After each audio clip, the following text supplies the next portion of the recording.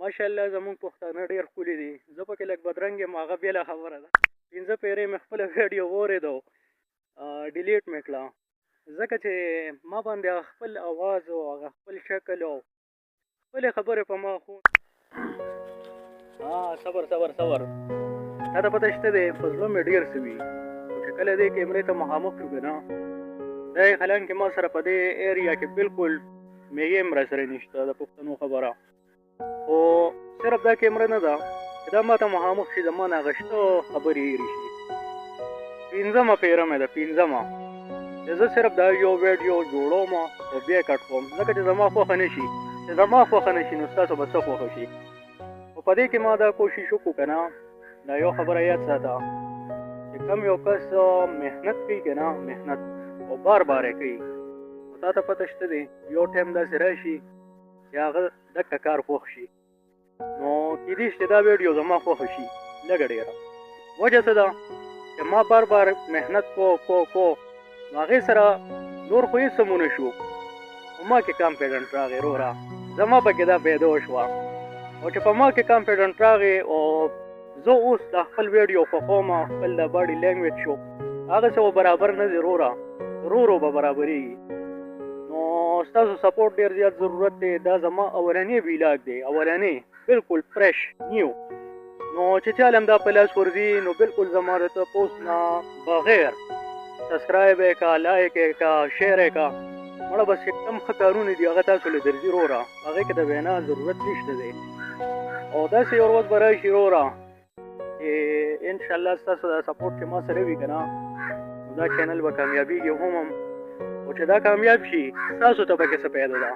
تاسو ته څه به که هر ځای کې یې که نه، نو تاسو په خپلو کارونو کې دونه بیزي یې که نه، دونه بیزي. ما ته پته ده چې تاسو سره بالکل ټایم نشته. اول خو تاسو سره ملګري نشته دی چې تاسو ورسره د زړه خبرې وکړئ، نو هغه ما سره شیر کولی شئ وروره. دویمه ما سره په خپله ملګري نشته، نو زه هم تاسو ملګري ګڼم، ټیک ده. نو د دې په وجه چې کوم دی نو هماغه ستاسو سپورټ ما سره چې وي نو زه به هم کامیاب یم او تاسو به هم کامیاب یې. او بله خبره دا دی، دا مې هسې ګورې ویډیو آن کړې ده، زما ته چېرې په دې پته مې چې دی به ما ته پکې څه خاص وښیي او څه خاص به راته ووایي. داسې به صرف د ګپ شپ دپاره چې څنګه زما ملګري نشته، زه یوازې یم، داسې ستا هم ملګري نشته، ته هم یوازې. په دې خبره ځان پوهه کړه. نو ما ویم ولې نه چې داسې کار وکړم چې زه د خپل ملګري هم خوشحالې شي او زه هم خوشحاله شم. د ټولو نه مشکل کار خلک وایي دا دی او هغه دی، او خلک وایي د روپیوال ما یې کې نیولی دی او بس هر چا ته یې خولې ته مخامخ کړي.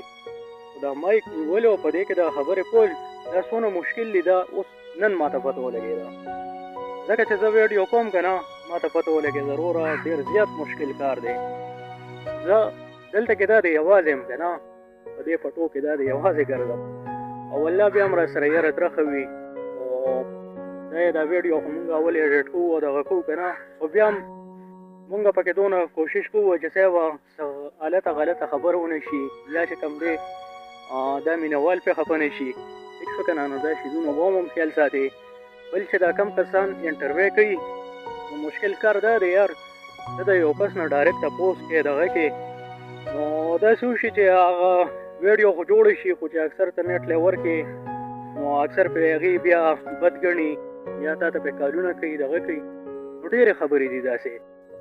سوشل میډیا اسانه دم او اسانه نم ده، دا یو خبره په ذهن کې واچوه.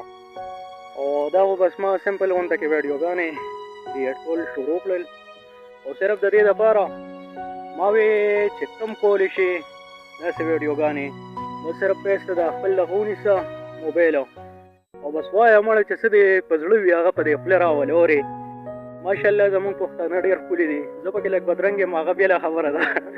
خو ماشاءالله ته زما نه ښکلې مې، ستا اواز هم زما نه ښکلې، زما به څه اواز یې مړه. والله 5 پېرې مې خپله ویډیو واورېده، ډیلیټ مې کړه، ځکه چې ما باندې هغه خپل اواز او هغه خپل شکل او خپلې خبرې په ما خو نه لګېدې. هغه زړه ته چې کوزېږي هغه خبرې نه وي. ما ویل لرې که مړه هم د دې نه هغه ویډیو ورکول یې ډوښنې دي.